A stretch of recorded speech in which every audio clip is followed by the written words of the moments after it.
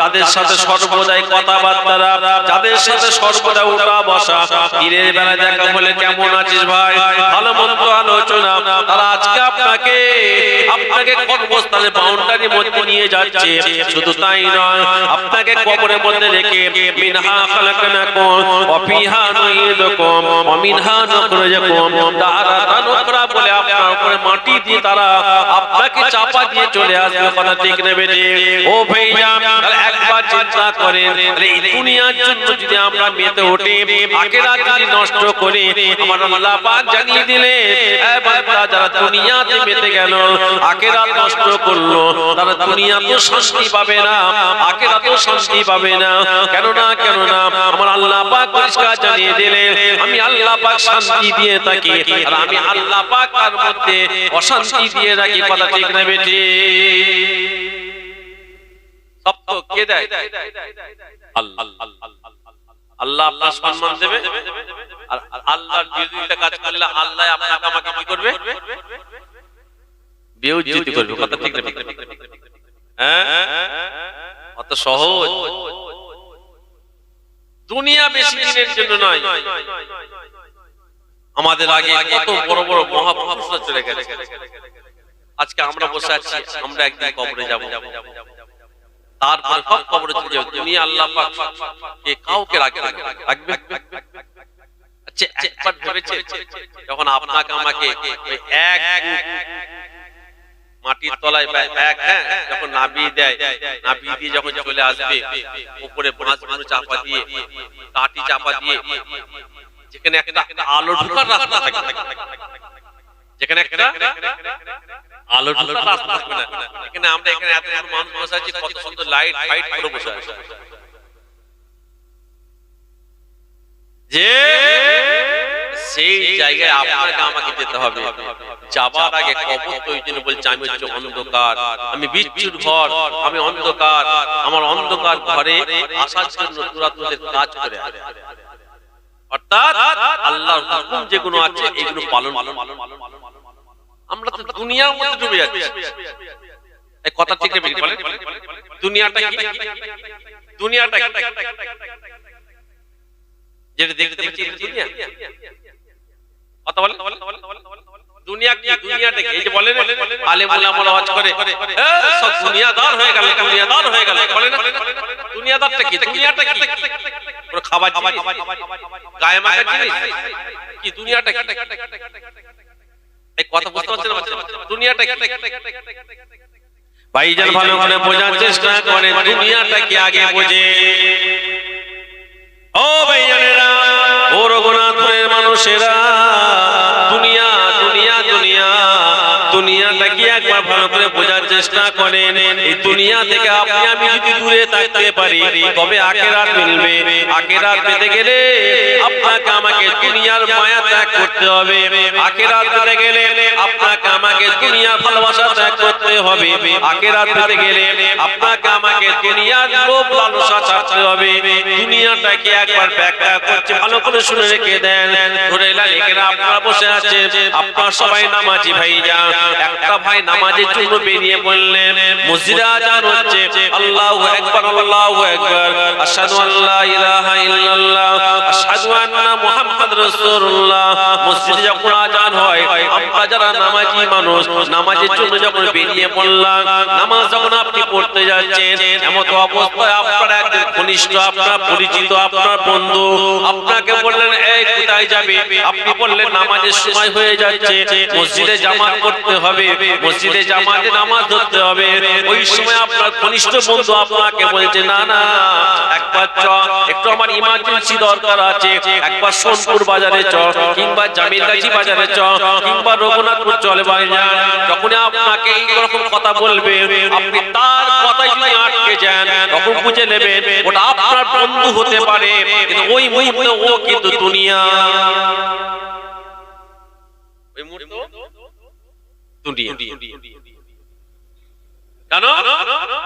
নামাজের সময় ও বাধা দিচ্ছে আপনাকে। আপনি জামাতে বেরিয়ে বললেন, এমন কোনো কাজ নয়। এই কথা বুঝতে পারছেন?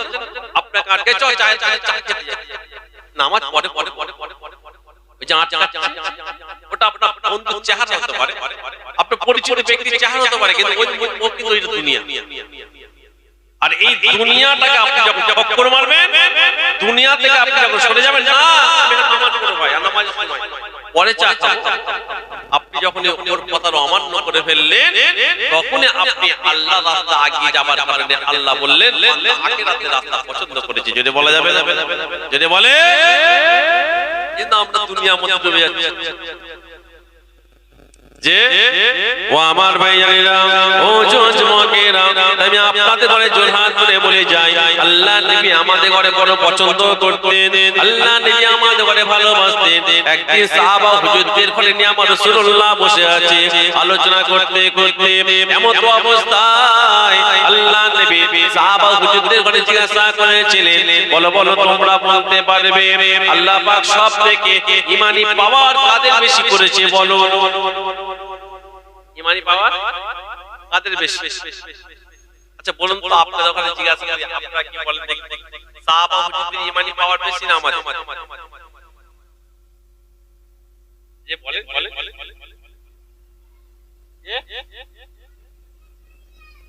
আমার কথা বুঝতে পারছেন না বাচ্চা?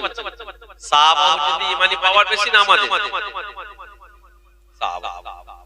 আল্লাহ নবী এই কথা যখন জিজ্ঞাসা করলেন,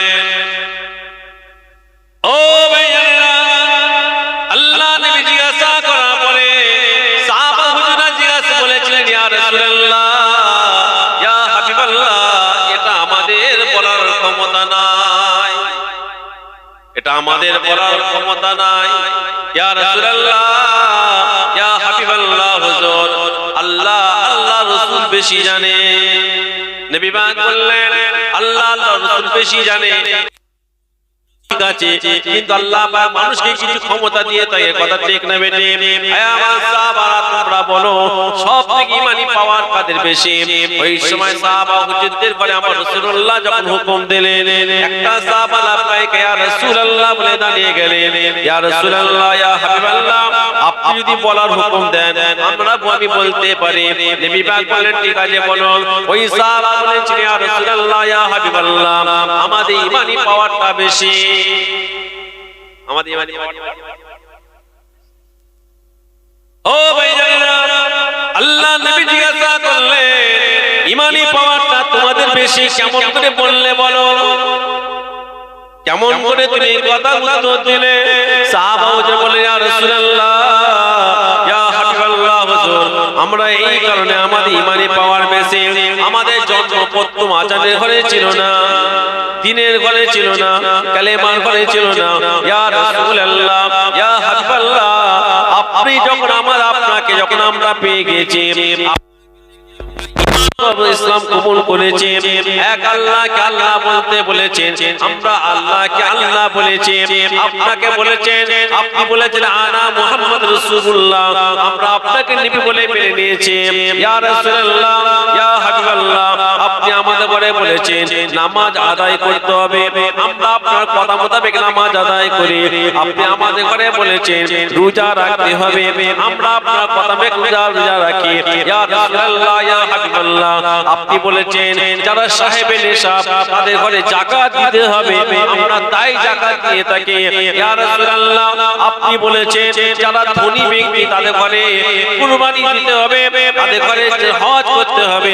ইয়া রাসূলুল্লাহ, যারা ধনী ব্যক্তি তারা হজ করে কুরবানি দেয়। ইয়া রাসূলুল্লাহ, অর্থাৎ আপনি যা আমাদের ঘরে বলেছেন, যেটা পালন করতে বলেছেন সেটা আমরা পালন করি, আপনি যেটা নিষেধ করেছেন আমরা সেটা বর্জন করেছি। ইয়া রাসূলুল্লাহ, ইয়া হাবিবাল্লাহ, অর্থাৎ আমাদের ঈমানটা পাওয়ারটা এই কারণে বেশি, আপনি যা বলেন আমরা তাই করি। ওই সময় সাহাবা হুজুর বলেছিলেন, ইয়া রাসূলুল্লাহ, আমার বলাটা কি অন্যায় বা কি ভুল হয়েছে আপনি বলেন। সাহাবা হুজুরের কথা শোনার পরে আমার নবী পাক বলেছিলেন, আমার সাহাবা শোনো শোনো, তুমি তোমার জায়গা থেকে ঠিক বলছো, কিন্তু সাহাবা শোনো শোনো, তোমাদের ঈমানি পাওয়ারের থেকে আমার আল্লাহ পাক আমার আখিরি জামানার কিছু উম্মত থাকবে, আমার আখিরি জামানায় কিছু উম্মত থাকবে যারা আমাকে দেখে না কিন্তু তারা আমার উপরে আমল করবে, তারা আমাকে দেখে না, আমার কথাগুলো তাদের কাছে পৌঁছে যাবার পরে তারা আল্লাহকে আল্লাহ বলবে, আমার কথাটা শোনার পরে তারা আমাকে নবী বলবে, আমার কথা শোনার পরে তারা আল্লাহকে সিজদা করবে, আমার কথা শোনার পরে তারা হজ করবে, আমার কথা শোনার পরে তারা হক কথা বলবে, আমার কথা শোনার পরে মিথ্যাকে মিথ্যা বলবে, সত্যকে সত্য বলবে, আমার কথা শোনার পরে যারা সাহেবে নিসাব তারা হজ করবে, যাকাত দেবে, কুরবানি দেবে, অর্থাৎ আমি রাসূলুল্লাহ যেগুলোকে পালন করতে বলেছি তারা পালন করবে, যেগুলোকে নিষেধ করেছি তারা বর্জন করবে। আমার সাহাবা শোনো শোনো, আমি রাসূলুল্লাহ তোমাদের করে জানিয়ে দিলাম, তোমাদের থেকে আমি রাসূলুল্লাহর কাছে ওদের ঈমানি পাওয়ারটা বেশি। যে সাহাবা হুজুর রাসূলুল্লাহকে চামড়ার চোখে দেখে, চামড়া দেখেছি বলে আল্লাহ নবী বললেন কিছু আমার উম্মত আছে, তার মধ্যে আমরা নয়, তার মধ্যে আমরা নয়।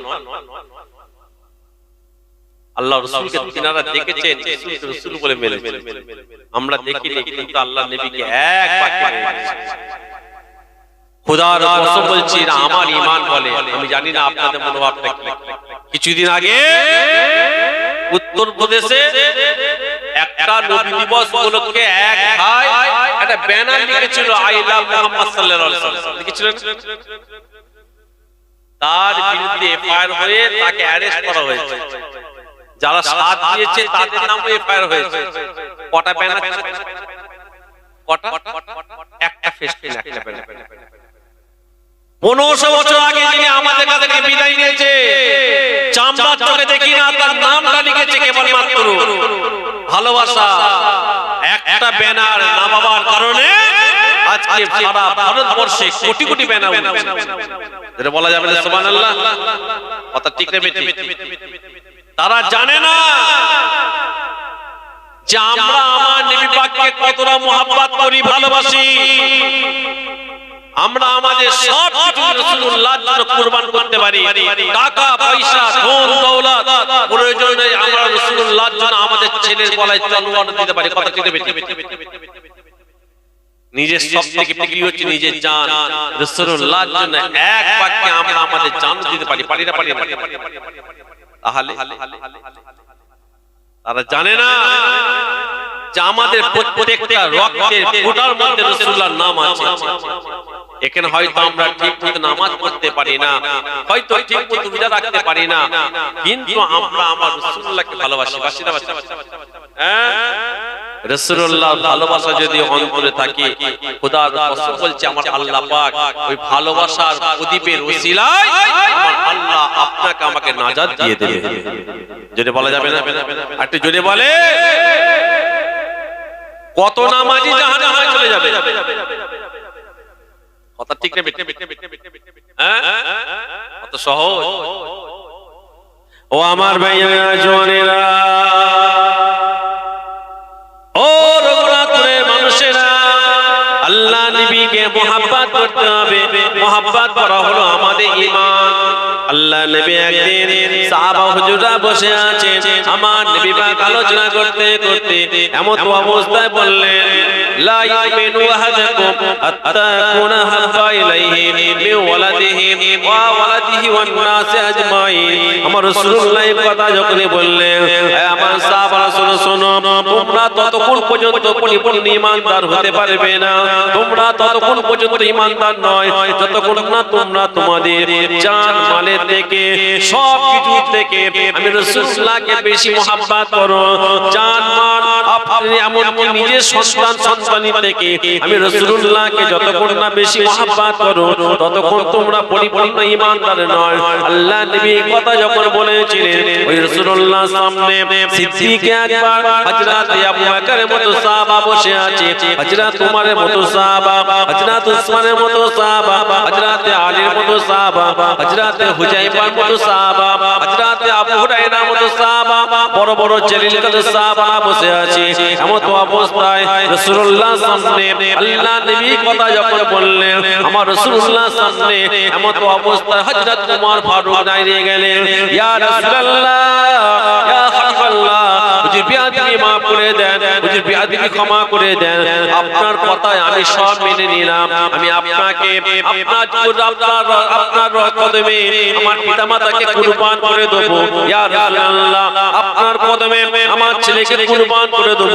আপনার কদমে আমি আমার সব কিছু কুরবান করে দেব কিন্তু ইয়া রাসূলুল্লাহ ইয়া হাবিবাল্লাহ আপনার জন্য কিন্তু আমি আমার জানটা থেকে আমি আপনাকে বেশি মহব্বত করি না আপনাকে আমার জানের থেকে বেশি ভালোবাসতে পারলাম না আল্লাহর নবী এমন অবস্থায় বললেন তবে ওমর শোনো শোনো এখনো পর্যন্ত তুমি পরিপূর্ণ ঈমানদার হতে পারলে না ও ভাইজানেরা আল্লাহর নবী যখন এই কথা বলেছিলেন সিজদা তোমার পারো জজ্জন করে কাঁদতে লাগলেন ইয়া রাসূলুল্লাহ ইয়া হাবিবাল্লাহ না না না আর নয় আর নয় হুজুর আপনার জন্য আমি আমার সব কিছু ত্যাগ করে দিয়েছি কেবলমাত্র এই যে জানটা বাকি রেখেছিলাম খোদার কসম বলছি আজ থেকে আপনাকে আমি আমার জানের থেকে বেশি মহব্বত করে থাকি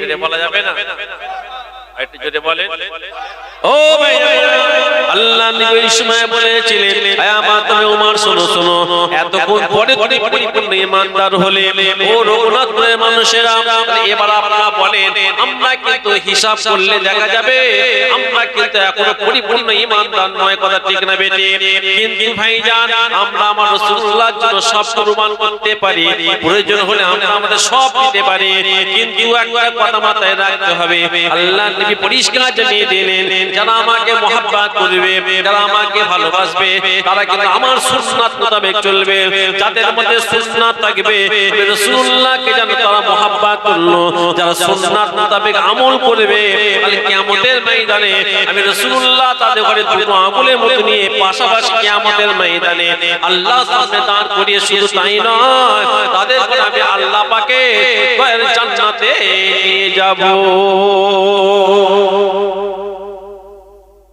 যে রাসূল ছাড়া কিছু নাই নবী ছাড়া কিছু আছে আমাদের সব চিনি নিতে পারবে কিন্তু নবীকে চিনাতে পারবে সব কিছু করতে পারবে শয়তানেরা কিন্তু রাসূলকে আমাদের অন্তর থেকে সরাতে পারবে কথা বলেন পারবে না অত সহজ নয় নবী পাককে আমরা দেখি না তাদের বুঝে নেওয়া দরকার নবীকে আমরা কত ভালোবাসি রাসূলুল্লাহ সাল্লাল্লাহু আলাইহি ওয়াসাল্লাম একটা পুস্তকি কথা বলে সেখানে আমরা ছাড়ি না কথা ঠিক না আল্লাহ পাক ওইটা এটার ওসিলায় আমাদের ঘরে নাজাত দিতে পারে না আল্লাহ নবী একদিন বসে আছে সাহাবা হুজুরদের নিয়ে বসে আছে এমন সময় দেখছে সেই দূরে একটা কোণে অন্যান্য সাহাবাদের থেকে এক সাহাবা হুজুর বসে বসে কাঁদছে নবী পাক কি সজ্জার করে কাঁদছে খুব কাঁদছে আল্লাহ নবী কি কাঁদছে এদিকে আস্তে আস্তে হুজুরের কাছে খবর কাঁদছে কেন হুজুর কাঁদছি একটা কথা মনে কি কথা বলো বলো হুজুর আপনার দরবারে যত বসে থাকি আপনার চাঁদ নুরানি চেহারা দেখার পরে আমার সমস্ত কষ্ট দূর হয়ে যায় যেটা বলা যাবে তাহলে কাঁদছে কেন হুজুর আপনার দরবার থেকে যখনই চলে যায় বাড়িতে যাওয়ার পর আর কিছু ভালো লাগে আবার চলে আসে দৌড়ে দৌড়ে দৌড়ে আজকে বসে একটা কথা মনে পড়ে গেছে একটা কথা দেখেন কত গভীর চিন্তা করতে চাগে থাকে কথা মনে পড়ে ইয়া রাসূলুল্লাহ ইয়া হাবিবাল্লাহ হুজুর কাল কিয়ামতের ময়দানে আপনার কথা বসে বসে মাহশরের কথা মনে পড়ে গিয়েছে ইয়া রাসূলুল্লাহ এখানে যখন বসে থাকে আপনার নুরানি চেহারা দেখার পরে মনের কষ্টটা দূর হয়ে যায় ইয়া রাসূলুল্লাহ ইয়া হাবিবাল্লাহ আপনার দরবার থেকে যখন চলে যায় মনে কষ্ট যখন হয় দৌড়ে দৌড়ে চলে আসি ইয়া রাসূলুল্লাহ কিয়ামতের ময়দানে মাহশারের কথা মনে পড়ে গিয়েছে ইয়া রাসূলুল্লাহ ইয়া হাবিবাল্লাহ কাল কিয়ামতের ময়দানে মাহশারের ময়দানে মাথার কাছে যখন সূর্যটা নেমে আসবে দিলগুলো টকটক টকটক করে পড়তে থাকবে সেটা আমি সহ্য করে নিতে পারবো ইয়া রাসূলুল্লাহ ইয়া হাবিবাল্লাহ জমিনটা তামান্নায় লাল হয়ে যাবে সেটাও সহ্য করে নিতে পারবো ইয়া রাসূলুল্লাহ ইয়া হাবিবাল্লাহ জমিনটা তামান্নায় লাল হয়ে যাবে সহ্য করে নিতে পারবো কিন্তু ইয়া রাসূলুল্লাহ ইয়া হাবিবাল্লাহ কাল কিয়ামতের ময়দানে ইয়া রাসূলুল্লাহ অন্যান্য নবীরা থাকবে অন্যান্য নবীদের উম্মতেরা থাকবে শুধু তাই নয় আপনার কোটি কোটি কোটি কোটি উম্মতেরা থাকবে ইয়া রাসূলুল্লাহ আপনার কাছে আপনার সবথেকে বড় বড় সাহাবা থাকবে বুঝুন আপনার তো আমি একজন নগণ্য গরীব সাহাবা ইয়া রাসূলুল্লাহ ইয়া হাবিবাল্লাহ কাল কিয়ামতের ময়দানে মাহশারের ময়দানে আপনার দিদার যদি না পায় আপনাকে যদি দেখতে না পায় আজকে বসে বসেই চিন্তা করছি না তাহলে কেমন করে আমি সহ্য করব দুনিয়া জমিনে আমি যেখানেই থাকি না কেন আপনার কথা যখন মনে পড়ে যায় দৌড়ে দৌড়ে আপনার চেহারাটা এসে দেখার পরে মনের কষ্টটা দূর হয়ে যায় ইয়া রাসূলুল্লাহ ইয়া হাবিবাল্লাহ হুজুর কাল কিয়ামতের ময়দানে আপনার দিদার যদি না পায় আপনাকে যদি দেখতে না পায় আমার সহ্য করার ক্ষমতা থাকবে না ওই সময়তে আমার দয়ার নবী বলেছিলেন হে আমার সাহাবা শোনো শোনো কেঁদো না কেঁদো না কেঁদো না আমি রাসূলুল্লাহকে যারা সত্যিকারে মহব্বত করবে আমি রাসূলুল্লাহকে যারা সত্যিকারে মহব্বত করবে আমি রাসূলুল্লাহ তাদের ঘরে নিয়ে দুটো আঙুলের ন্যায় পাশাপাশি থাকবো এটা বলা যাবে না না আরে তাকবীর নবী পাককে মুহাব্বত না করলে সব কিছু মানুষ আছে ভাই আপনারা জানেন না আপনারা হয়তো এত সোশ্যাল মিডিয়া ঘাটেন না বলে জানেন না এমন এমন খারাপ মন্তব্য করে আপনারই মনে হবে যে হাতে কুল দিয়ে তাদের বুকে ঝেড়ে ঝেড়ে কথা বুঝতে না নবীর সামনে এমন এমন খারাপ কথা বলে অথচ তারা নবীর উম্মত বলে দাবি করে কথা বুঝতে না অথচ তারা নবীর উম্মত বলে দাবি করে দিন চারেক আগে একটা বক্তা ওয়াজ শুনছিলাম যে আল্লাহ এক এটা বলা যাবে শুনছেন কুল আল্লাহু আহাদের ব্যাখ্যা করছি যে আল্লাহ এক এটা বলা যাবে আচ্ছা আপনারা তো সাধারণ মানুষ আমি আমার মধ্যে একটা কথা আরবি একটা কোরআনে একটা আয়াত ব্যাখ্যা করে গেলাম আর একদিন একটা কার বলবো একটা ব্যাখ্যা করে আপনারা কি কেউ বুঝবেন দুজনেই তো আলেম আপনারা পরে বলবেন যে আলেম ঠিক নাই না আলেমদের দুটো ভাগ হবে কটা ভাগ হবে দুটো ভাগ হবে একটা আলেম হবে আল্লাহ আল্লাহ রাসূলের পক্ষে আর একটা আলেম হবে শয়তানের পক্ষে তার দুনিয়া কোটি কোটি টাকা তাদের ঘরে দেওয়া হয় ইহুদিদের কোটি কোটি টাকা তাদের কাছে আসে এই কথা বুঝতে বুঝতে এরা বড় বড় ইহুদিদের এজেন্ট এই জন্য খুব সাবধান কারণ আমাদের সবথেকে মূল্যবান জিনিস হচ্ছে কি আপনার মূল্যবান জিনিস কি কথা বলেন ঈমান আপনি আমার যদি কিছু দুনিয়াবি ক্ষেত্রে ক্ষতি হয়ে যায় ওটা হয়তো পরোয়া লাগে না কিন্তু ঈমানের ক্ষতি হয়ে গেলে সব এই জন্য সব সময় আল্লাহর কাছে দোয়া চাইতে হয় কি যে আল্লাহ আপনি আমাদের হিদায়াত নসিব করেন সবসময় আল্লাহর কাছে হিদায়াত চাই আল্লাহ আপনি ঈমানের সাথে আল্লাহ মওত নসিব করুন ঈমানের সাথে খাতমা বিল খায়র নসিব করবেন আল্লাহর কাছে চাইতে হয় অনেকে হাত তুলে দোয়া চাওয়াটাকে বলে শিরক এটা কি আশ্চর্য এমন এমন ফতোয়া বের হচ্ছে মাজারে জিয়ারত করতে আসছে নি বলে হাত হাত বাঁচা দরকার নেই মাজারে যাচ্ছে এরকম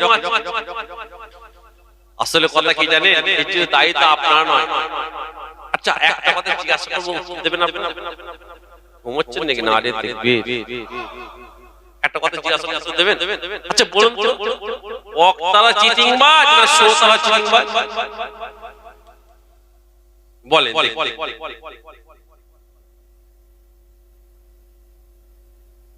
যে চিন্তায় পড়ে গেছেন না?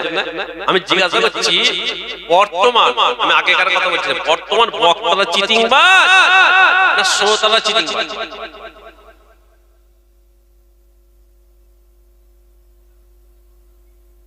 না, আমি ওটা প্রশ্ন করছি না, বক্তা যেমন হবে শ্রোতা যেমন হবে ওটা বলছি। আমি জিজ্ঞাসা করছি যে বক্তারা চিটিংবাজ না শ্রোতারা চিটিংবাজ?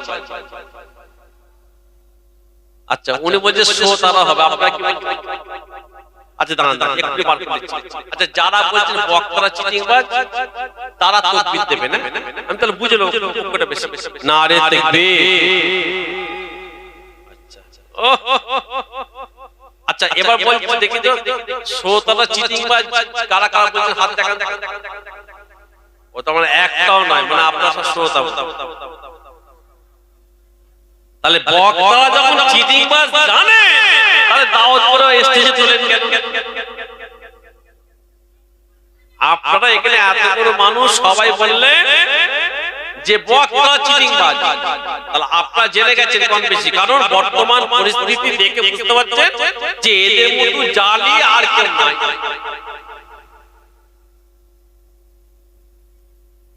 আপনারা বললেন বক্তা চিটিংবাজ, আর আমি বক্তা, আমি তো বলি না শ্রোতারা চিটিংবাজ। তাহলে একটা ইগো তৈরি হচ্ছে আপনি যে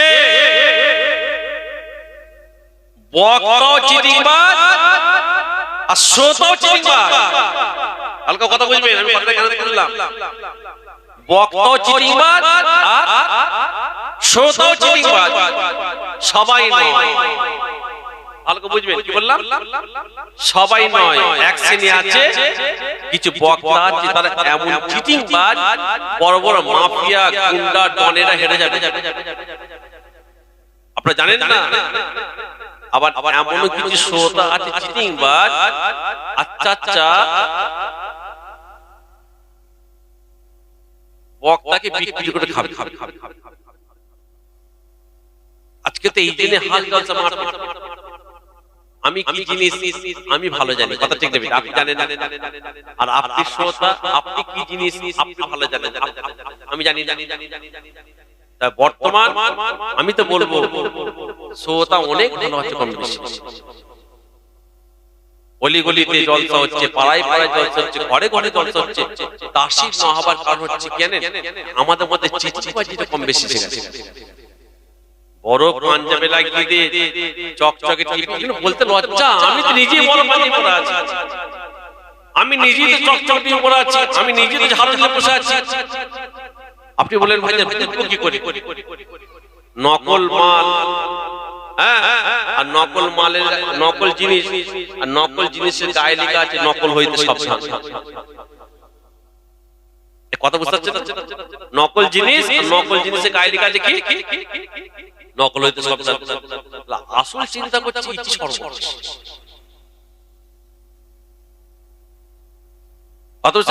আবার অনেক বক্তা আছে কি জানেন, শ্রোতা আছে, এই কিছুদিন আগে আমার সাথে একটা ঘটেছে, শোনেন। বারাসাত থেকে বাড়ি, আমাকে দাওয়াত দিল রাতের বেলা, ভাইজান আপনাকে অমুক ডেটে, নামটা বলবো, এলাকার নাম বলবো না, আমার ডায়েরি থেকে একটা জলসা দিতে হবে। ঠিক আছে, নাম ঠিকানা ফোন নাম্বার সব লিখিয়ে দিয়ে বললো ভাইজান কালকে যাচ্ছি, মানে শুক্রবার রাতে ফোন করেছে, শুক্রবার সারাদিন যে রাতে ফোন করেছে, এমন কালকে কখন আসবেন? কালকে শনিবার।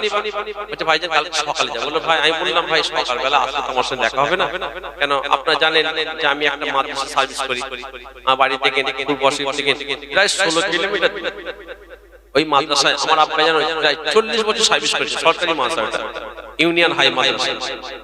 আমি ওখানে 2016 থেকে আছি। আমি বললাম কালকে শনিবার হাফ ডে, আমি মাদ্রাসায় চলে যাবো, আসতে করতে বেলা 2:10-15 হতে পারে, তাই বাড়ি এসে ফোন করবো। বললো আচ্ছা। আমি দেখেন আমার জন্য যদি খাস করে দেখা করতে আসে আসতে হবে না, কষ্ট করে আসতে হবে না, এটাও বলবো। তবে হ্যাঁ, যদি জিয়ারত করার উদ্দেশ্যে আসে জিয়ারত তাহলে আসে। বলে না ভাইজান আমরা গাড়ি করেই যাবো, আমরা খাওয়া দাওয়া বলে ম্যানেজ করবো। আলহামদুলিল্লাহ বাড়িতে এসে ফোন করেছি, তখন 2টো বাজে। ফোন করে বলছি ভাই কোথায় আছেন? বললো আপনারা না জান ছোট হুজুর গেলাম মাদের জিয়ারত, আপনার কাছে যাচ্ছি। তারপরে ছোট হুজুরের মাজার থেকে আর আমাদের বেলপাড়া হোসেন হোসেনের মাজার কত দূর ভাই? হেঁটে 3-4-5 মিনিট লাগুক, 3 মিনিট লাগুক। হ্যাঁ 3 প্রায় 3টে বেজে গেছে। আমি ভাবলাম হয়তো রাস্তা বুঝতে পারছি না, ফোনটা করি। হ্যাঁ ভাইজান কোথায় আছেন? বললো ভাইজান আজ যাব। কেন কি হয়েছে? বললো এখানে একদিকে দাওয়াত করে দিয়েছে। আপনার বাড়ি যেতে যেতে যে কোনো একটা মামাতো ভাইয়ের কথা বললো, দাওয়াত। আমি বললাম দাওয়াত করেছেন আমার দুঃখ নয়, কিন্তু আমার কাছে কথা হলো আপনি রাতে আমাকে লিখালেন, সবকিছু কনফার্ম করলেন, আর আপনি এখন বলছেন দাওয়াত অন্যজনকে করে ফেলেছি। আমি মনে মনে ভাবছি যাকে দাওয়াত করেছি ধরলেন আমাকে আমরা দাওয়াত করেছি, আর আমি 4 দিন আগে একটা অন্য দাওয়াত এলো মোটা নজওয়ানা পেয়ে গেলাম। আর যদি এখানে যদি ফোন করে বলি আপনার জলসে যাবেন কেমন হবে? আজকাল বক্তারা এরকম আছে, কম বেশি বক্তারা আছে, বিশ্বাস করেন আপনারা জানেন না। সোশ্যাল মিডিয়া বলছি এক একটা বক্তা আছে দাওয়াত নিবার পরও 3টে 4টে এক্সট্রা দাওয়াত নিয়ে নেয়। তা গলি যে থাকা ছেলে আছে, এই কিছু মাওলানার সাথে সেটিং আছে, হ্যালো আমি যেতে পারছি না, একদিকে পাঠিয়ে দিচ্ছি। এই শুনছেন এইরকম বক্তা বলে যায় পাঠিয়ে দিচ্ছি। আমার অন্য জায়গায় নজরে পেয়ে গেছি 14,000, তো আপনাদের রঘুনাথপুরে এলে আমাকে দেবে 10,000 টাকা। আমি ওটাই যাবো, এখানে বক্তাকে পাঠিয়ে দিলাম, শোনেন কত বড় চিটিং বাজরা, এখানে পাঠিয়ে দিলাম। আসার পর আমি জানি যাকে পাঠাচ্ছি তাকে 10,000 টাকা দেবেন, আমি জানি ওকে দেবে 8,000 টাকা। 8,000 টাকা দিবার পরে বাড়ি যাওয়ার পরে প্রত্যেক আমি নিয়ে নিলাম 3,000 টাকা। শুনছেন কমিশন চলে আসে। আল্লাহ মাফ করুক, আল্লাহ যেন ওই সমস্ত আলেমদের থেকে আমাদের হেফাজত করে। যদি বলেন আমিন, যদি বলেন আল্লাহুম্মা আমিন। আমি এই জন্য বললাম যে বক্তারা চিটিং বাজে তারা বাংলা কথা কম বেশি দুটোই আছে। এই জন্য তো রাসূলুল্লাহ আমার নবী পাক একা বক্তা ছিলেন, একা ওয়াজ করতেন। রাসূলুল্লাহর ওয়াজের তাসিরে আজকে সারা পৃথিবীতে কালেমার আওয়াজ চলছে। যদি বলি সুবহানাল্লাহ, ঠিক না? দাদা হুজুর কেবলা একা ছিল, 52 জেলার পীর ছিলেন, এই কথা ঠিক না? একা একা। তারপরে 5 হুজুর কেবলা আমার 5 নানা যান। এখন আবার তো ছোট হুজুরের অনেক নাতি নয়, কিন্তু নাতি সেজে ওয়াজ করছে। সম্পর্ক আমি কথা বলছি, আমার চাচতো ভাই, আমার চাচতো ভাই আমাকে ভাই বলে, আমাকে যখন ভাই বলে আমার নানা জান হুজুর কি বলে ভাই নানা বলে, ওই নানা বলে সব আপনারা জানেন না, ছোট যে নাতি কাটে লিখে ফেলে বা বললাম ছোট, ওকে জিজ্ঞাসা করতে কোন আসল আপনার আসল মামা কোন, নিজের মামা ব্যাস, তখন দেখবেন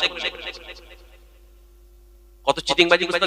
অনেক বক্তার পুরপুরায় বাড়ি নয়, পূর্ব পশ্চিমের নাম দিয়ে চালিয়ে দিচ্ছে। ইস্তেহার লিখে দিল পূর্বপন্থের অনেক দূরে বাড়ি, ইস্তেহার লিখছে পূর্ব পশ্চিম। ওর অনেক বক্তার বাড়ি বেলপাড়ায় নয়, লিখে দিচ্ছে পূর্ব পশ্চিম বেলপাড়া। মানুষের একটা ভক্তি ভালোবাসা পূর্ব পশ্চিম আমাদের বেলপাড়ায় আছে না? হ্যাঁ, চিটিংবাজি চলছে, বুঝতে পারছেন? বক্তা কেমন চিটিংবাজি করছে।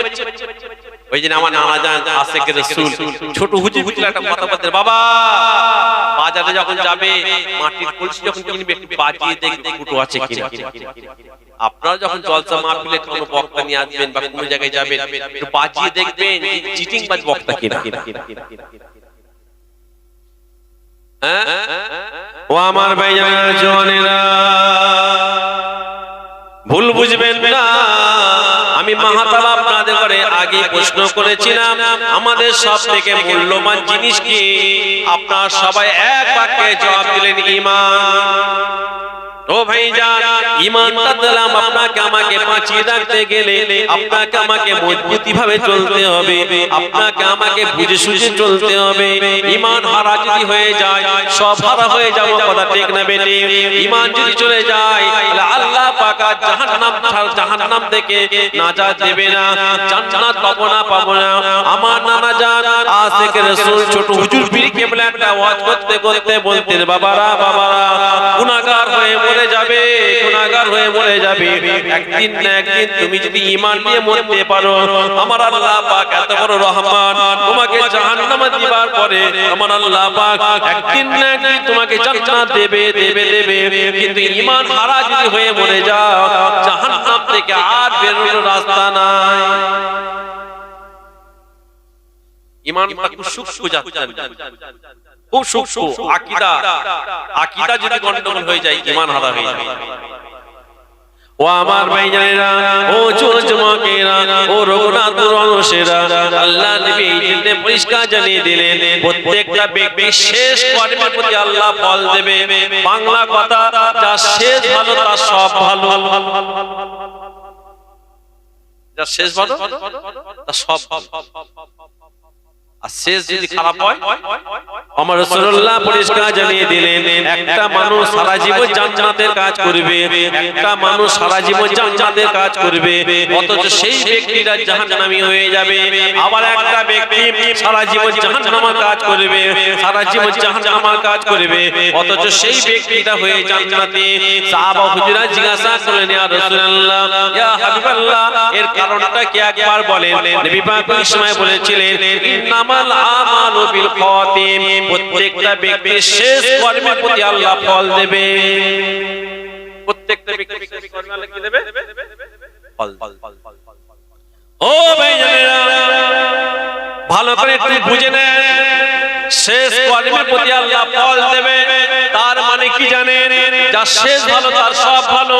একটা ব্যক্তি সারা জীবন জান্নাতের কাজ করছে, নামাজ পড়ছে, রোজা রাখছে, হজ করছে, যাকাত দিচ্ছে, তাসবিহ তিলাওয়াত দান খায়রাত সব করছে, কিন্তু মরণের সময় এমন একটা কাজ করে ফেলেছে, আকীদার গন্ডগোল এমন করে ফেলেছে ভাইজান, জাহান্নামের রাস্তা তাকে হলো, কথা ঠিক না বেটি?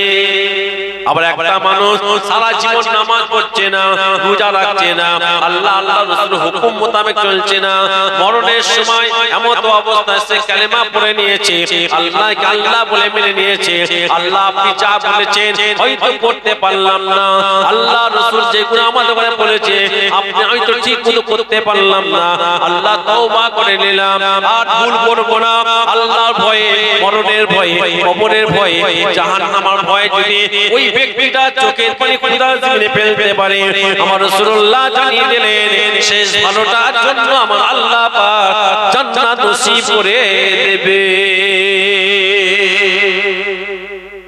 কথা ঠিক না? হ্যাঁ, এই জন্য এখন যদি আপনারা বলেন তাহলে এখন খারাপ, ভালো করে শুনেন, এখন যদি বলেন এখন খারাপ থাকি, মরণের সময় কি হবে? ভালো ভালো ভালো ভালো। কিন্তু আপনি ভাবছেন মরণের সময় ভালো হবে, মরণটা কখন হবে বলতে পারবেন? পারবেন? তাহলে মরণটা কখন হবে যখন বলতে পারবো না, তাহলে বুঝে নিতে হবে এই যে বসে আছে, এই যে কয়েক সেকেন্ড চলছে, এটাই হচ্ছে লাস্ট আপনার আমার নিঃশ্বাস, দ্বিতীয় নিঃশ্বাস ফেলবো, এর কোনো গ্যারান্টি আছে? তাহলে মরণ তাহলে হবে, এটা অনিবার্য, তাহলে সর্বদাই ভাবতে হবে এটাই আমার শেষ নিঃশ্বাস, এটাই আমার শেষ নিঃশ্বাস। সেই ভেবে আপনাকে আমাকে চলতে হবে, সেই ভেবে আপনাকে আমাকে হাঁটতে হবে, ব্যাস। ওটাই যদি আমরা মজবুতি করতে পারি, আমার আল্লাহ পাক নাজাত দিয়ে দেবে। জোরে বলা যাবে না? জোরে বলুন সুবহানাল্লাহ। একবার দরুদে পড়েন, আল্লাহুম্মা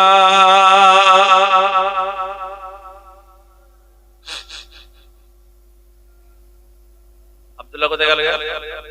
কেন অনেক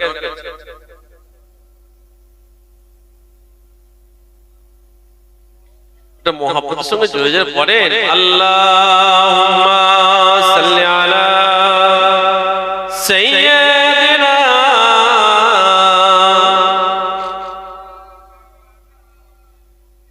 ওয়া আলা আলি সাইয়্যিদিনা।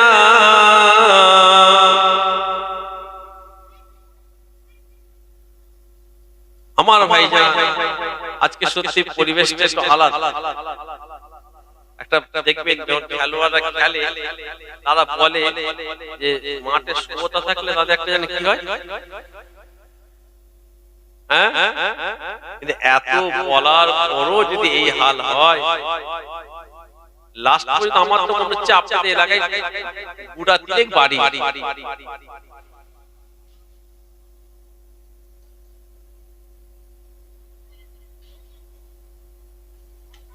ও ঠিকই বলেছেন, কি দামি কথাটা মনে করিয়ে দিলেন আপনি,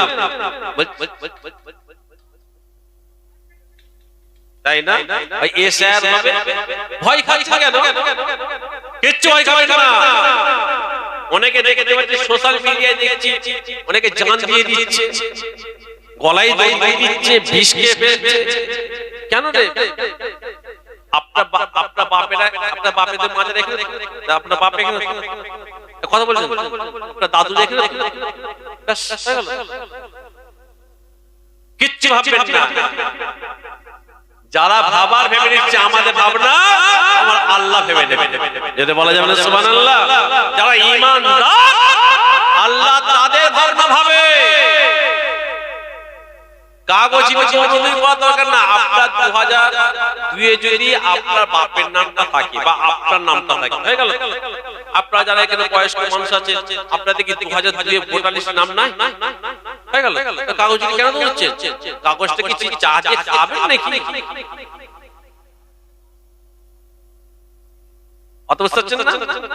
আবার একটা কথা দেখেন, যে বাপ মাকে এত অবহেলা করে, ওনাকে বৃদ্ধাশ্রমে রেখে দিয়েছে, ওনাকে খেতে দেয় না, তারা আজকে বাপ মায়ের 2002 এর নামটা খুঁজছে। এই কথা বুঝতে পারছেন না? 2002 এ বাপের নামটা খুঁজছে, মায়ের নামটা খুঁজছে ওরা, অথচ বাপকেও খেতে দেয় না আর মাকেও খেতে দেয় না। অথচ বাপ মায়ের একটা প্রয়োজন হয়ে গেছে, বাপ মায়ের নাম খুঁজছে 2002 এ। বাপ মায়ের নাম যদি না পায় তাহলে আমাকে এনআরসি আন্ডারে ফেলে দেবে, ডিটেনশন ক্যাম্পে নিয়ে যাবে। আরে বেহুদা, তোকে ভাবতে হবে তোর বাপ তোর মা ছাড়া তোর রাস্তা নাই। সবাইকে বলছি না, এক শ্রেণী আছে বাপ মায়ের উপর অত্যাচার করে, বাপ মায়ের উপর চোখ রাঙিয়ে কথা বলে, আছে না? না, হ্যাঁ, খবরদার। আল্লাহ নবী বললেন তোমার বাড়িতে জান্নাত আছে, তোমার বাড়িতে আবার জাহান্নাম। যদি কোনো ছেলে মা বাপের মনে হাসি ফুটিয়ে দিল, মা বাপকে খুশি হালে রেখে দেয়, ওই ছেলেটা যেন জান্নাত কিনে নিয়েছে, যদি বলা যাবে না। আবার যদি কোনো ছেলে মা বাপকে কষ্ট দেয়, মা বাপ যদি দুঃখ পেয়ে যায় তোমার কথাবার্তায়, একবার যদি উঠ করে ওঠে, তাহলে তুমি জাহান্নাম কিনে ফেলে। কত ছেলে আছে আপনাদের রঘুনাথপুরে হয়তো নাই, কিন্তু আপনাদের বহু এলাকায়, আমি এই এলাকায় আশপাশে, আপনারা জানেন না আমি কি হারে এসেছি। আমার এই ভাঙন এলাকায়, হ্যাঁ, ঘরে ঘরে আমি আশপাশে আছি। আমি এত এলাকার নাম বলবো আপনারা বলতে পারবেন। আমি জানি এরকম ঘটে। আল্লাহ নবী দরবারে একদিন এক সাহাবা হুজুর আসলেন, হুজুর আপনার সাথে যুদ্ধের ময়দানে যাই। শুনেন, বাপ মায়ের কত সম্মান, কত আজকে বাপ মায়ের নাম লিস্ট করছে। বাপ মা না হলে তোমাকে বার করে দেবে। আল্লাহ নবী বললেন তুমি আমার সাথে যাবে, তোমার বাড়িতে মা বাপ কেউ আছে? আমার একজন বয়স্ক আম্মা, জানো, তুমি যখন আমার সঙ্গে যুদ্ধের ময়দানে যাবে বলে প্রস্তুতি নিয়ে বেরিয়েছো, তোমার মা কি বলবে? বলছে হুজুর আপনার সাথে যখন যাবো, বলছে আমার মা ঠিক খুশি না, কেন আমার বাড়িতে আমি ছাড়া কেউ নাই, আমি ছাড়া কেউ নাই। আল্লাহ নবী বললেন যাও, যেতে হবে না তোমাকে যুদ্ধের ময়দানে, শহীদ হতে হবে না দ্বীনের জন্য, কোরআনের জন্য। যাও, তোমার মায়ের মুখে হাসি ফুটিয়ে দাও। আমি রাসূলুল্লাহ তোমাকে জানিয়ে দিলাম, যুদ্ধের ময়দানে যারা শহীদ হবে, শহীদের যে ফজিলত আল্লাহ দেবে, আল্লাহ পাক তোমার মায়ের মুখে হাসি ফোটাবার কারণে আমার আল্লাহ তোমার সেই পরিমাণ নেকি দিয়ে দেবে। জোরে বলে, আরো জোরে বলে। হযরত মুসা নবী একটা জানেন, আল্লাহ কি বলছে, আল্লাহ জান্নাতে নবীদের সঙ্গী একজন হবে, আমার সঙ্গে কি হবে? আমার সাথে কি হবে? আল্লাহ পাক বলেন মুসা তোমার সঙ্গে একটা কসাই যাবে, কসাই। এই কসাই বলেন কসাই যায়। মুসা নবী বললেন আল্লাহ কসাই? হ্যাঁ, গরু জবাই করে, গোশ, ছাগলের গোশ, খাসি গোশ, কসাই বলে আমাদের মাঝে। আপনাদের কি বলে? কসাই। বলে আল্লাহ কসাইটা কি ব্যাপার, আমি তার কাছে যাব, দেখ। আল্লাহ বলল ঠিক আছে, অমুক বাজারে যাও, অমুক দোকান আছে। হয়তো মুসা নবী সাধারণ মানুষের বেশ চলে গেলেন, যে দেখছে দুদিন দেখছে একটা কসাই তার বসে দোকান কাটাকাটি করে বিক্রি করছে, দাঁড়িয়ে আছে, দোকানপত্র বন্ধ করবে। মুসা নবী কাছে যে বলছে ভাই আমি তোমার বাড়ির মেহমান, আচ্ছা মুসা নবী দেখতে যে কি এমন আমল করে তোমার ওটি মেহমান হবে বলে আলহামদুলিল্লাহ কারণ আল্লাহ পাক যাদের বাড়িতে ভালোবাসে তাদের বাড়িতে আল্লাহ মেহমান পাঠায় যেটা বলা যাবে না আল্লাহ পাক যাদের বাড়িতে ভালোবাসে তাদের বাড়িতে কন্যা সন্তান আল্লাহ দেয় যেটা বলা যাবে না আমাদের অনেকে মেয়ে সন্তান হলে অনেকে মুখ ভারী হয়ে আপনার দুটো মেয়ে দুটো ছেলে ভবিষ্যৎ দেখবে দুটো ছেলে হয়তো ভাত দেয় না কিন্তু দুটো মেয়ে আপনাকে বলে আব্বা আমাদের বাড়ি এসে ও আমার ভাইজানেরা জওয়ানেরা ও রঘুনাথপুরের মানুষেরা হযরতে মুসা আলাইহিস সালাম ওই ব্যক্তিকে বলল ভাই তোমার বাড়িতে আমি মেহমান হতে চাই হযরতে মুসা আলাইহিস সালাম বললেন ঠিক আছে আলহামদুলিল্লাহ মেহমান আপনি হবে এ তো আমার বড় খুশনসিব আপনি আমার মেহমান হবে এ তো আমার বড় খুশনসিব চলেন চলেন আমার বাড়িতে চলেন হযরতে মুসা আলাইহিস সালামকে কিন্তু তিনি চেনেন না ওই ব্যক্তিটা জানে না ইনি এই যুগের ইমাম এই যুগের নবী হযরতে মুসা আলাইহিস সালামকে চেনে না ও ভাইজানেরা ওই ব্যক্তিটার সঙ্গে মুসা আলাইহিস সালাম যাচ্ছে ব্যক্তিটা যাচ্ছে ব্যক্তিটা যায় মুসা আলাইহিস সালাম যায় এমন অবস্থায় তার বাড়ি পৌঁছে যায় বাড়িতে যাওয়ার পরে ওই ব্যক্তিটা বলতে লেগেছে হে আল্লাহর বান্দা আপনি এখানে বসে আপনি কিছুক্ষণ একটু ওয়েট করেন একটু অপেক্ষা করেন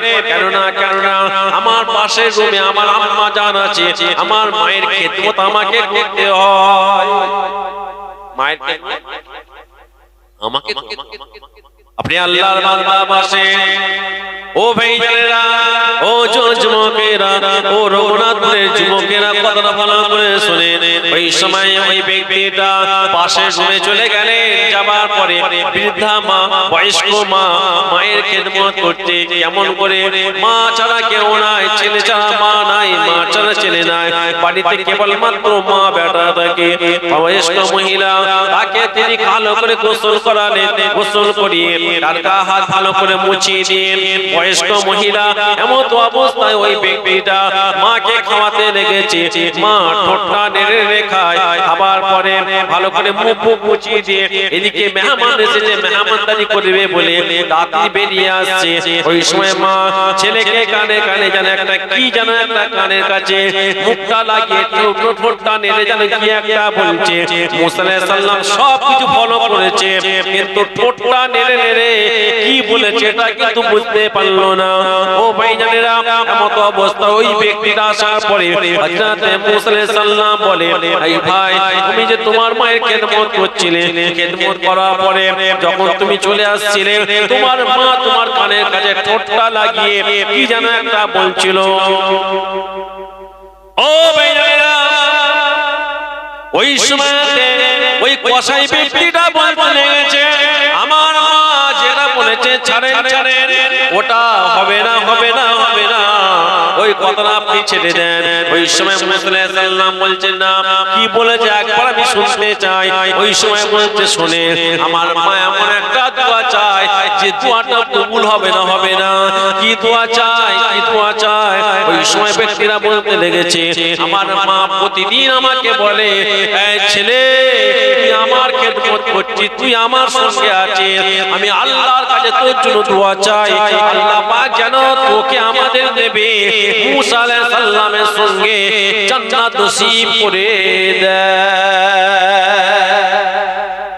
একটু জোরে বলে ও ভাইরা হযরতে মুসা আলাইহিস সালাম ওই ব্যক্তিকে বলতে লেগেছে ভাই তোমার মায়ের দোয়া কবুল হবে না তুমি কি করে জানলে ওই ব্যক্তিটা বলছে কোথায় মুসা নবী আমি তার উম্মত একজন কসাই আমি একজন অসহায় আমি একজন গরীব এমন করে নবী আলাইহিস সালাম নবী মুসার সঙ্গী হব ওই সময় মুসা আলাইহিস সালাম ওই ব্যক্তিকে বলতে লেগেছে ভাই তোমার মায়ের দোয়া আল্লাহ পাক কবুল করে নিয়েছে তোমার মায়ের দোয়া কবুল হয়েছে ওই ব্যক্তিটা বলছে আপনি কি করে জানলেন মায়ের দোয়া কবুল হয়েছে ওই সময় বলতে লেগেছে এই শোনো শোনো তোমার মা যে দোয়া চাইছে মুসা নবীর সঙ্গে তোমার জান্নাত হয় মুসা নবীর সঙ্গে তুমি হবে আমি তোমার সামনে বসে আছি আমি অন্য কেউ নয় আমি অন্য কেউ নয় আমি হলাম হযরতে মুসা আলাইহিস সালাম সুবহানাল্লাহ। ও রঘুনাথপুরের মানুষেরা, তাই আমি জোরহাত করে বলে যাব, খবরদার খবরদার, যাদের বাড়িতে মা আছে, যাদের বাড়িতে বাপ আছে, তোমাদের জন্য তোমার মা জান্নাত, তোমার জন্য তোমার বাপ জান্নাত, আর তোমার জন্য তোমার বাপ জাহান্নাম, তোমার জন্য তোমার বাপ জাহান্নাম। কেন না তুমি যদি মা বাপের সঙ্গে ভালো ব্যবহার করো, মা বাপের সঙ্গে মিষ্টি ভাষায় কথা বলো, মা বাপের খেদমত করো, এই ছেলে, আল্লাহ তোমাকে জান্নাত দেবে দেবে দেবে দেবে। আর তুমি তোমার মা বাপের সঙ্গে খারাপ ব্যবহার করো, দুর্ব্যবহার করো, মায়ের কথায় ঝাপটা দাও, বাপের কথায় ঝাপটা দাও, মাকে দূর করো, বাপকে দূর করো। এই ছেলে, যতই নামাজ পড়ো না কেন, যতই রোজা রাখো না কেন, যতই দান ধারণা করো, যতই খায়রাত করো না কেন, তোমার জান্নাত নসিব হবে না, হবে না, হবে না। আল্লাহর কোরআন পরিষ্কার জানিয়ে দিলেন, ওয়ালা তাকুল্লাহুমা উফিউ ওয়ালা তানহারহুমা ওয়া কুল্লাহুমা কাওলান কারীমা। যদি কোনো ছেলের ব্যবহারে মা বাপ যদি একবার উপরে ওঠে, আমি আল্লাহ তার আমলগুলো বরবাদ করে দিয়ে থাকি। ও যুবকেরা, যাদের মা আছে, যাদের বাপ আছে, ভাইজা মাঝে মাঝে মা বাপের খেদমত করবে, মা বাপের জামা কাপড় গুলো কাচবে, বাপের জামা কাচবে, মায়ের শাড়ি কেচে দেবে। আপনি বিবাহিত, আপনার বউ আপনার মায়ের যদি কাপড় কাচতে পারে, আপনি বিবাহিত, আপনার বউ যদি আপনার বাপের লুঙ্গি ধুতে পারে, আপনার জন্মদাতা বা আপনার জন্মদাতা মা, আপনি মাঝে মাঝে মায়ের খেদমতের জন্য মায়ের শাড়িটা নিয়ে আপনি নিজে কেচে দেবেন, ধুয়ে দেবেন, বাপের লুঙ্গিটা ধুয়ে দেবেন।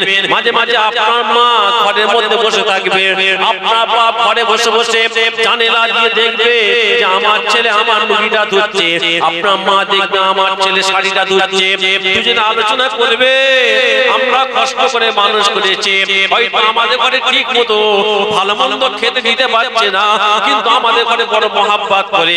বাপ মা যখন আলোচনা করবে, আমার আল্লাহ পাক আপনার উপরে খুশি হয়ে যে জান্নাত নসিব করে দেবে। কথা ঠিক না বেটি? মাঝে মাঝে কাঁদবে, আল্লাহ সাক্ষী বলা ঠিক নয়। আমি এখনো মাঝে মাঝে আমার মায়ের শাড়ি কেচে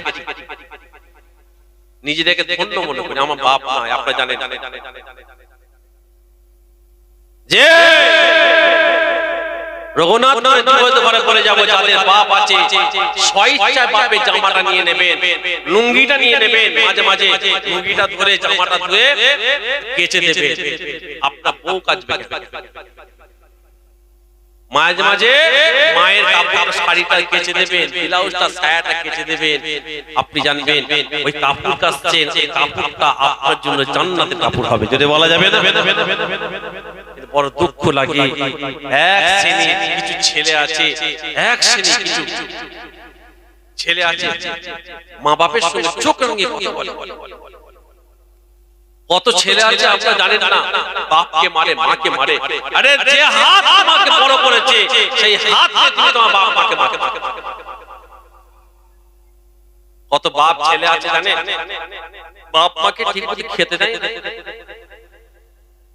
এখন তারা কবরে শুয়ে আছে, আর কি করবে? ঘরটা অন্ধকার, ঘরের মধ্যে তুমি তোমার বউকে পাবে, ছেলেকে পাবে, মেয়েকে পাবে, শ্বশুর পাবে, শাশুড়ি পাবে, কিন্তু যে ঘরের কোণটায় তোমার বাপকে ফেলে রাখতে, মাকে ফেলে রাখতে, ওই শূন্য স্থান কিন্তু পূরণ হবে। শূন্য স্থানটা পূরণ হবে না। মাঝে মাঝে দেখবে তোমার কিন্তু সে যাকে অবহেলা করতে মা বাবাকে, তাদের কথা মনে পড়বে, এখানে মা, এখানটা আমার বাপ। ও আমার ভাইয়েরা, ও যুবকেরা, মা বাপ বড় একটা বড় নিয়ামত জিনিস ভাইজান। যাদের বাড়িতে মা আছে, বাপ আছে, আল্লাহ পাকের বড় নিয়ামত রাখা আছে। যাদের বাড়িতে মা নাই, বাপ আছে, তাহলে ভেবে নেবে একটা নিয়ামত আল্লাহ এখন রেখে দিয়েছে। ভাইজান খবরদার খবরদার, মা বাপের কথা বড় মনে পড়ে দুটোর সময় দেখবেন এই সামনে রমজান মাস আসছে। রমজান মাস যখন শেষের দিকে যায়, শেষের দিকে যত আগিয়ে যায়, আমরা আমাদের ছেলে মেয়েদের জন্য যখন কাপড় কিনতে যাই, সোনপুর বাজারে বলেন, রঘুনাথপুর বাজারে বলেন, জামিলগাছি বাজারে বলেন, প্রতি বছর আপনি আপনার মায়ের জন্য একটা শাড়ি কিনতেন। যেহেতু আপনি মাকে ভালোবাসেন, আপনি প্রতি বছর বাপকে ভালোবাসার জন্য একটা লুঙ্গি লুঙ্গি কিনে দিতেন, একটা গেঞ্জি কিনে দিতেন। এবছরে আপনার মা নাই, এবছরে আপনার বাপ নাই, আপনি কাপড়ের দোকানে যখন যাবেন আপনার বিবির জন্য আপনি কাপড় কিনবেন, আপনার সন্তানের জন্য, আপনার মেয়ের জন্য যখন কাপড় কিনবেন, কাপড়টা কেনার সময় আপনি প্রতি বছর মায়ের জন্য একটা অর্ডার দিতেন, প্রতি বছর বাপের জন্য একটা বলতেন। এবারে যখন আপনি আপনার মায়ের জন্য বলতে পারবেন না, বাপের জন্য বলতে পারবেন না, ওই সময় বড় আপনার মনে পড়বে, কথা ঠিক না বেটি? মনে পড়বে না? এখানে আপনার যারা বয়স্ক মানুষ বসে আছেন, আমার মনে হচ্ছে আপনাদের অনেক বাপ তো না, যেহেতু আপনাদের বয়স হয়েছে, তারা অনেক কষ্ট করে মানুষ করেছে না করেন? তারা সব আজকে এসে কাতারে কাতারে কাতারে কাতারে সব শুয়ে আছে কোথায়? পর্বততলে। আর একটা সময় বড় মনে পড়ে যায়, ঈদের সময় যখন আমরা ঈদের নামাজ পড়ে বাড়ি আসতাম, আগে মায়ের মুখের দিকে তাকিয়ে মায়ের কদমে আমরা সালাম করতাম না, বাপের কদমে সালাম করতাম। এবারে যখন ঈদের সময় ঈদের নামাজ পড়ে ঘরে ঢুকছি, ঘরটা ঢোকার পরে যেখানে মা বাপ থাকতো সেই জায়গাটা মা বাপ যখন নাই, বড় মনে পড়ে যায়, তাই না? বড় কষ্ট হয়। খবরদার, আমি জোড়হাত করে কথা বলে গেলাম এই কারণে, আজকে এ স্যার হবে বলে ভারত থাকবেন কিনা তার জন্য আপনারা বড় নির্ভর করছে আপনার বাপ মা। কথা ঠিক না বেটা? আজকে তাহলে আরে সাহেব, আপনি দুনিয়ায় বাঁচার জন্য অনেক চেষ্টা করছেন, বাপ মাকে অবহেলা করার পরে তাদের কাগজ নিয়ে আপনি দৌড়দৌড়ি করছেন, বাপ মা হচ্ছে আপনার জন্য বড় ডকুমেন্ট। আজকে আপনি বাপ মাকে অবহেলা করছেন বলে আপনি জানেন না, ভারত তো দূরের কথা, আল্লাহ আপনাকে আমাকে জাহান্নাম, তাহলে জাহান্নাম থেকে বাঁচতে গেলে আপনি আপনার মায়ের খেদমত করেন, বাপের খেদমত করেন। বাপ মায়ের যারা খেদমত করলো আল্লাহ তাদের জান্নাত দিল, জোরে বলা যাবে না? খবরদার, জোড়হাত করে বলে যায়।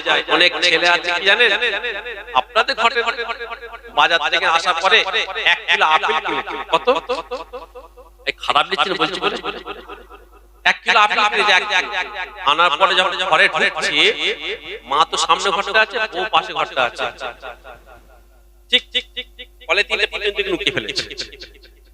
শুনছে 1 কিলো আপেলে 5টা আছে রে ভাই, তুই 4টে লে, তুই একটা বউকে খাওয়া। বউয়েরও হক আছে আমি জানি, অস্বীকার করব না। ছেলেদের হক আছে আমি জানি, অস্বীকার করব না। মেয়েদের হক আছে জানি, অস্বীকার করব না। 5টা আপেলে 1 কিলো হবে। একটা মাকে কেটে দেন, একটা বাপ মাকে কেটে দেন, একটা যদি নাও পারি একটাকে আটখানা করে 1 ফালি দিলি যে মা এই আপেলটা খাও, অতি তোমার মা খুশি হয়ে যাবে।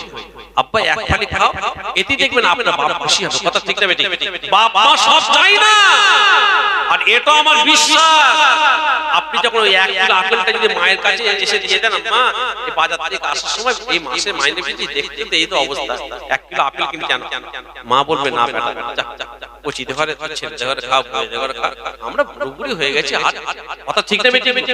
অটোমেটিক আগুনের পরশে লোহা গলে যায়, মানবের মন গলে মিষ্টি ভাষায়।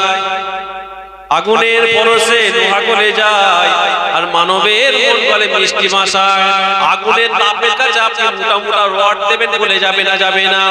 ভাইজান দেখবেন, যত কঠিন হৃদয়ে মানুষ হন না কেন, আপনার সঙ্গে যত অশান্তি থাক না কেন, তার কাছে যে আপনি মিষ্টি ভাষায় কথা বলেন, সেও বলে যাবে। কথা ঠিক না বেটি? তাই কবি বলছে আগুনের পরশে লোহা গলে যায় আর মানবের মন গলে মিষ্টি ভাষায়। ব্যবহার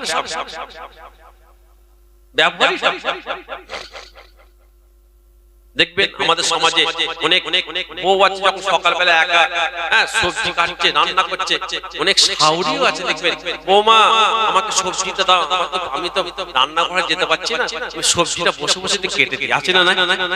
এই কি সুন্দর সংসার আছে না? তুমি যদি মনে করো যে আমি 2 দিনের বউ হয়ে মাকে 4 মুঠো খাটাবো, মাথা রাখবেন জায়সা করেনি পয়সা ভরনি, যেমন কর্ম করবে তার ফল পেতে হবে। আজকে তুমি শাওরিকে খাটাচ্ছো, শ্বশুরকে খাটাচ্ছো, কালকে তুমি শাওরি হবে, তোমার স্বামী শ্বশুর হবে, কালকে তোমার বৌমা এসে তোমাকে খাটাবে। কথা ঠিক না বেঠিক? অবদা আল্লাহ আমাদের সকলকে যেন হেফাজত করে। জোরে বলুন না আল্লাহুম্মা আমিন। সকলে বলুন না আল্লাহুম্মা আমিন। আমার হয়তো অনেকে দেখেন আজকাল আমরা ওয়াজ যখন করি, হ্যাঁ, 5টা পাখি থাকলে একটা শুনলে যে কোনো একজনকে লাগতেই পারে, কেন আমরা কম বেশি সব দোষী, আমরা সবাই কম বেশি দোষী হয়ে আছি ভাই। অর্থাৎ একটা ঢিল মারলে হয়তো কারো ব্যবহার এমন হয়ে আছে, দেখা যাচ্ছে রঘুনাথপুরে অনেকে বাপকে ভাত দেয় না, রঘুনাথপুরে আছে হয়তো অনেকে মাকে ভাত দেয় না, অনেকে হয়তো বাপ মাকে ভাতও দেয়, খারাপ ব্যবহার করে। চোখ রাঙিয়ে মিষ্টি খাইয়ে লাভ, চোখ রাঙিয়ে মিষ্টি খাইয়ে লাভ আছে? হ্যাঁ, বরং মিষ্টিটা যদি না খাওয়াতে পারো, না খাও, ভালো ব্যবহার করো, মা অতি খুশি হবে। অতএব খারাপ নেবেন না। আমি আল্লাহ আল্লাহ রাসূলের কথাগুলো তুলে ধরলাম, আমাদের সঠিক কথা বলার দরকার, সেই মোতাবেক কথা বললাম। যাদের বাপ মা এখন আছে, অন্যায় করে থাকলে বাপ মায়ের কাছে ক্ষমাটা চেয়েছি। মা ভুল হয়ে গেছে, আব্বা জান ভুল করে ফেলেছে, আব্বা মা ভুল করেছে, মা মাফ করে দাও, আব্বা মাফ করে দাও। দেখবেন আপনার আম্মা জানের সঙ্গে হয়তো আপনার সঙ্গে 6 মাস কথা নাই, আপনার আব্বার সাথে আপনার 6 মাস কথা নাই, আপনি আপনার মাকে মেরেছেন, বাপকে মেরেছেন, কিন্তু সকালবেলা আপনি আপনার আমার কথাটা শোনার পরে মায়ের কদমটা জড়িয়ে ধরেছেন, বাপের কদমটা জড়িয়ে ধরে মা মা মা তুমি যদি আমাকে ক্ষমা না করো, মা আব্বা তুমি যদি ক্ষমা না করো, আমি জাহান্নামী হয়ে যাব, মা ক্ষমা করে দাও, ক্ষমা করে দাও, ক্ষমা করে দাও। বিশ্বাস করে আপনার মা ওই সময় থাকতে পারবে না, আপনার বাপ থাকতে না পেরে আপনাকে ওই সময় নিজের সন্তান হিসাবে আপনার মা আপনাকে মাফ করে দেবে, আপনার বাপ আপনাকে মাফ করে দেবে। যখন আমরা আল্লাহ পাকে রহমতের দরজা খুলে যাবে।